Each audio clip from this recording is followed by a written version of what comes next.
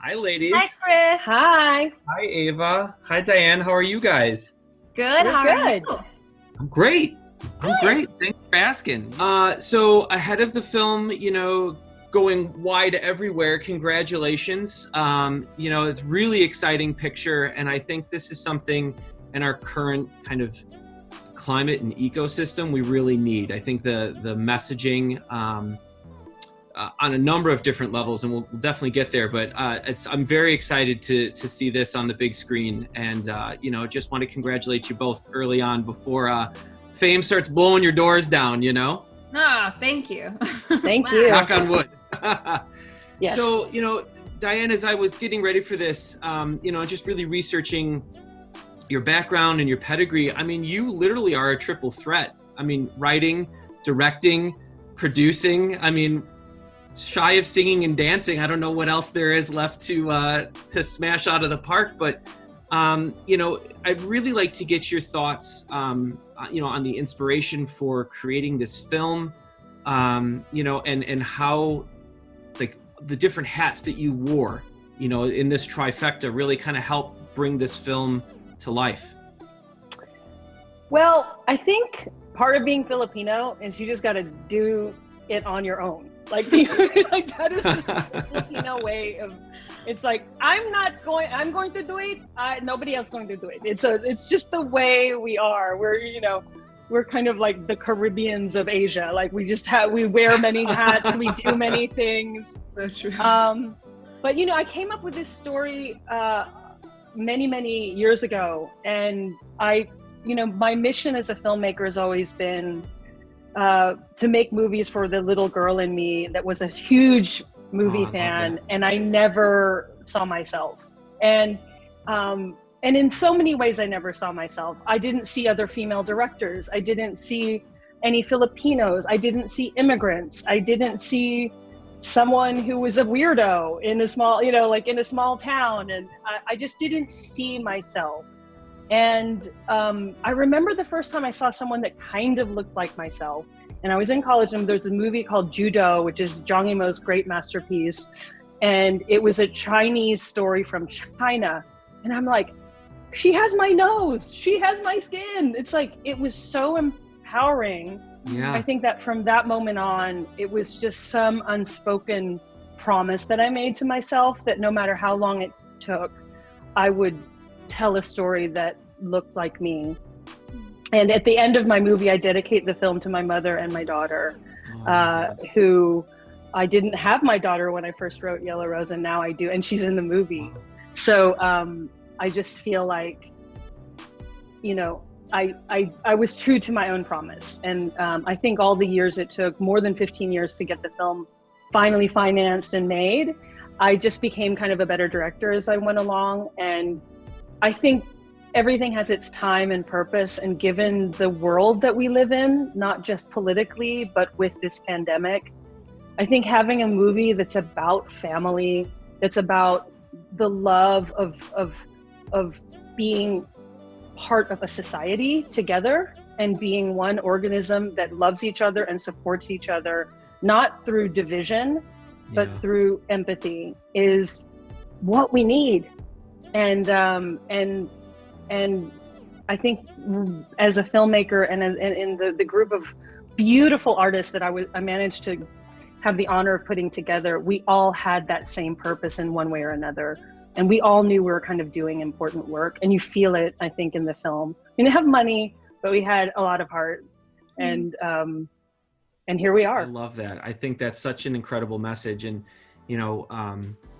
it's funny on the theater side, as we talk about, how these tentpole titles keep moving, and this gives a perfect opportunity for, films of value, if that makes sense, like where there's the plot really means something, and that the studios and the theaters can work together with talent, right, to really deliver that story. I think in a pre-COVID way, because every week there was always a new release, it might get kind of lost in the shuffle, but now we can really take our time and take a look at films that, drive that value, that human value that I think, unfortunately, far too often, they tend to get lost in the fervor of all things that's Hollywood and the movies. So Eva, for you specifically, I'd really love to learn what drew you to this picture. I feel like we kind of teed it up perfectly already right now, but I'd love to get your thoughts on, I mean, I know you're an accomplished singer, so clearly this is right in your wheelhouse, but, I'd love to learn more about, why this film was attractive to you. Yeah, for me, it's always story first. If my instinct and my gut doesn't align, like, not like chakra align, kind of, but if it doesn't align with like my heart and my brain all together at the same time, it's a no for me, dog, in the words of Randy. But honestly, it was Diane. Bringing back some old school here. I know. I've been saying that lately. I don't know why. It was Diane, actually, when she came and saw Miss Saigon. I guess just, something as a voice said to her, like, maybe that's her. And she reached out with a script and was like, let's meet up. And I remember reading the script and going, like, holy cow, this is very special. And, at that time, I had not yet had an experience with biting into a juicy piece of art that felt human. Miss Saigon is a very plastic and, problematic, but also I was in it for so long, I didn't find artistic, I wasn't able to fully put myself as an artist in. It's very cookie cutter, but still grateful for the opportunity. But Diane was the one to put the script forth, and I was just like, this is it. And everything else fell into place. Like, the singing side of it, like, in the description is like, she's a singer, country singer songwriter, but to me, that was like one of the last things that drew me in. Like, singing's nothing to me. Singing is like breathing to me. But what's hard for me to do is to really connect to a piece of art that I feel is very truthful and is very human, especially for somebody who was like, you're wanting to cast like someone who looks like me as a lead. She was like, yeah. And I was like, what? This is crazy. So that too was a huge thing, because just like Diane was saying, I didn't have anybody except for Mulan, and she was like this badass Chinese warrior, and I'm just like, that's all. Even though that was awesome, it was special and huge blessing to have been sought out to do Rose, because she's changed my life for sure.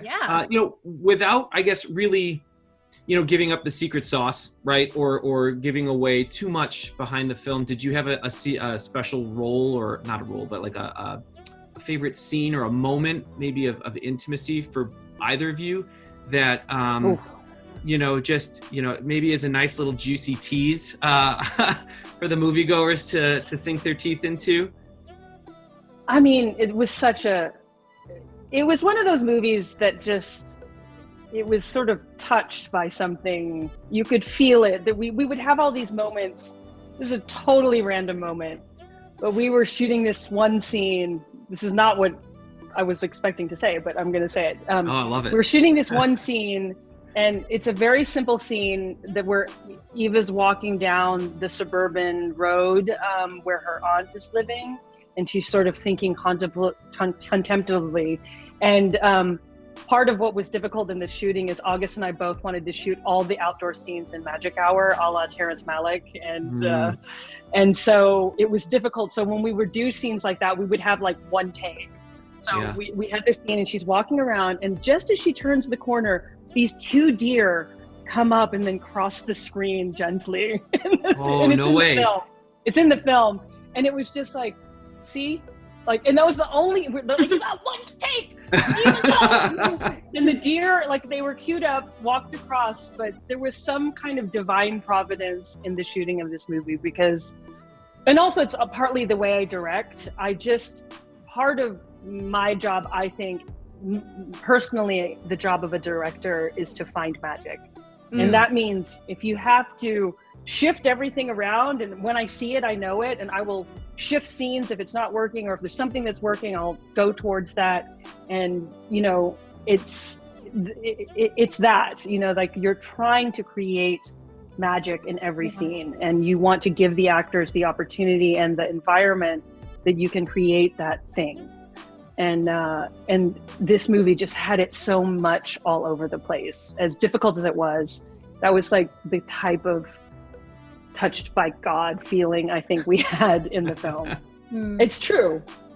I I love that. that. So, God bless you, Diane. so Aw. now that's a good Easter egg if you can figure out what scene I'm talking about. All right, it's there for fair like enough. 1 second. I think it's a 1 second shot. I can't wait to see it. Then, I can say I remember when, right? Eva, how about you? Was there a specific moment? And it can even be something as, intimate as like the harmony of, nature and man kind of together. Like, was there a moment in the film when you were shooting that was just like, right here, like it got you? For some reason, I think of, it was like not even a scene. It was more just like a B-roll kind of thing. But I was on the gate of the entrance of Broken Spoke, and it's like, it is magic hour, because literally thinking about it now, like all the outside scenes are like magic hour, and I'm in like one of my favorite costumes, like shorts and a red tank top, and I'm playing the guitar. I'm just trying to like figure things out, and it was moments like that of simplicity where Diane really does, and as a director, and it's beautiful, and I mean, really, God bless you. We need more directors like that, where they want to create the atmosphere, and they trust the actor, and they go, just do it, go. And just like that moment of knowing that I knew what the shot looked like the Broken Spoke was in the back, the neon lights were up, and it to me, it captured Austin and her story so authentically.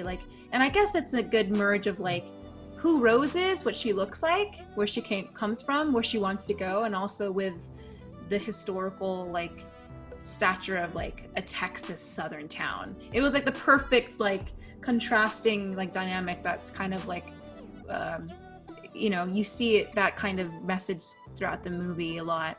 It's like it doesn't really make sense separately if you're looking at them together, but then in tangent, together, really, when Diane creates the magic of the whole atmosphere, you're like, oh yeah, it's incredible. But that was a cool scene. It wasn't even a scene. Yeah, I remember that scene. Yeah, and you were working through the song I was trying to get you to write. I was like, you want me to work on it now? I was like, oh God. Yeah, you really were working through it. So when you see her writing music, she really is writing music.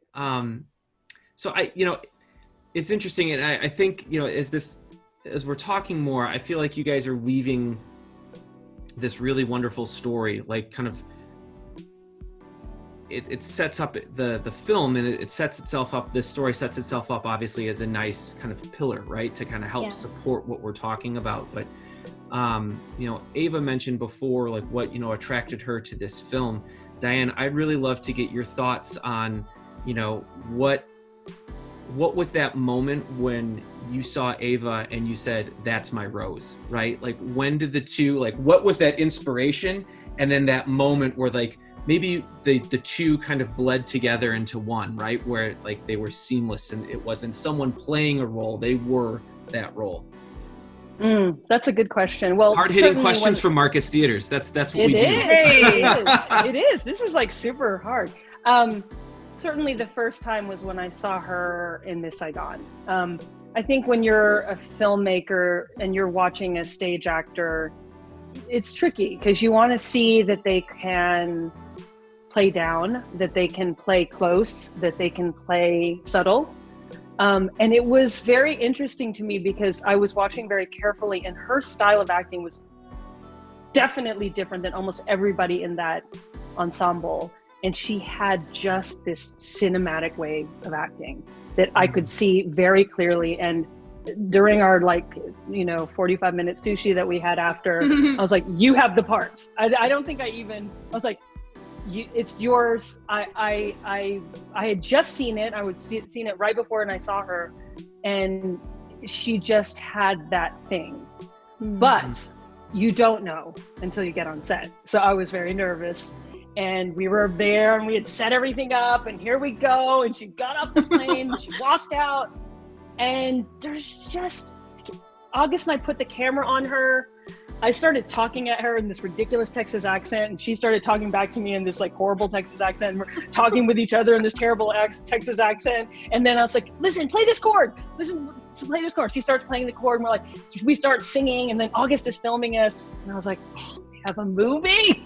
And we have a star. Because when we put the camera on her, it's like she's like, the light reflects on her face like like a French moon. It's just a beautiful put that in your resume. I love that. The light reflects off my Merci face beaucoup, Diane. French moon. and it really did. And we were kind of painting her face with all these different ways on a technical level, because it just, it's one thing to be a great actor. It's one thing to be an incredible performer and singer, but it's something else to be a movie star. And she is that. And you don't find that very often, but we were, again, divine providence on this thing. She had it.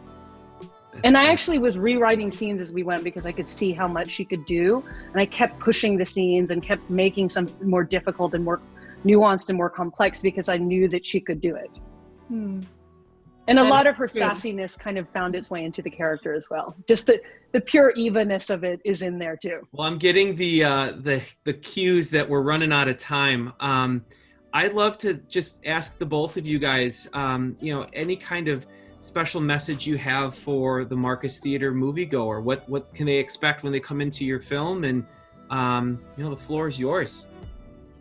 I would say I implore everyone who decides to come to the movie, thank you in advance. Also, it's awesome. Thanks for the support. I would just say, if you can, this pandemic has been a pandemic amongst other, things that have been going on, specifically in the United States. I would say, give yourself the gift of letting this film be an experience rather than witnessing something. We all deserve to feel a little something deeper than surface nowadays. Even though it feels like we are and we're all going nuts. So this movie has a way of kind of like puncturing you, but also you think it's gonna hurt, but it actually is just injecting yumminess and intellect and art into your bloodstream. So it's available to you. It's not hard to find that kind of like immediate connection with the movie. I would just say, like, it's really a gift, but also take what you can from it, because it's, art's supposed to be subjective, but it also is supposed to be just like eaten. It's like, for me, art's like a piece of cake. So give yourself that gift of just going to the theater, enjoying your time, and enjoying the message of the film. And I mean, for me, I think leave your politics at the door and just watch a movie about a mother and a daughter and a girl with a dream. And I think, the film in so many ways gives audiences an opportunity to not just be entertained. Like, as a filmmaker, I feel it's my obligation to entertain you, the audience. I think I tried my best to do that. But there's another layer to this movie, which is to give people the opportunity to see what it is truly like when a family is separated. It's in the news, and we have all our political ideas of what that means and what people should feel about the immigrant experience and the immigrants in general. But this is an opportunity to just put those politics aside and just experience a story. And then when you go to the polls, when you go and cast your vote, you would have been a little bit more informed about what it really is to be an immigrant in this country. So that's the one thing I would say, without being too heavy-handed. Just leave your politics at the table and watch a story about human beings trying their best. I love that. Well, Eva, Diane, thank you so much. Best of luck to the both of you. I am really excited to, continue to promote your film to our moviegoers at Marcus Theaters, and, nothing but the best of luck to the both of you. I hope we get to see more of your films and more of your face on the big screen, and, nothing but blessings to the both of you. So thank you very much. I appreciate you both. Thanks, Chris. Thank you so much. Thanks for having us, Chris. My pleasure.